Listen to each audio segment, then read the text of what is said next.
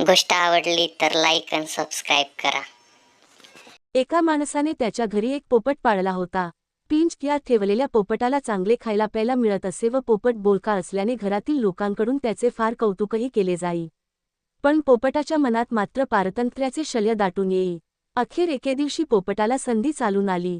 त्या माणसाने पोपटाला खाणे देण्यासाठी पिंजऱ्याचे दार उघडले होते व त्याच्या हातून ते तसेच उघडे राहिले होते. माणसाला अचानक काही काम आल्याने तो ते दार उघडे टाकून निघून गेला. पोपट पिंजऱ्याच्या बाहेर निघून गेला, पण लहानपणापासूनच पिंजऱ्यात राहिला असल्याने त्याला फारसे नीट उडताच येत नव्हते.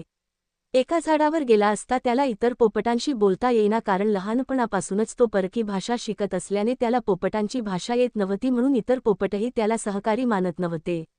पिंजऱ्यात आयते खायची सवय असल्याने त्याला अन्न मिळवणे अवघड जाऊ लागले व ऊन वारा पाऊस यांची कधीच सवय नसल्याने तो आजारी पडला व मरून गेला. तात्पर्य: जास्त काळ पारतंत्र्यात गुलामगिरीत राहिल्याने तशीच गुलामगिरीची सवय अंगात मुरून राहते. मग परक्याची भाषा, संस्कृतीच आपली वाटू लागते आणि मिळालेले स्वातंत्र्य टिकवण्यासाठीची जिद्द अंगी राहत नाही. परक्या संस्कृतीचे चांगले काही घेताना आपल्या संस्कृतीचे विस्मरण होऊ न देणे हाच खरा शहाणपणा.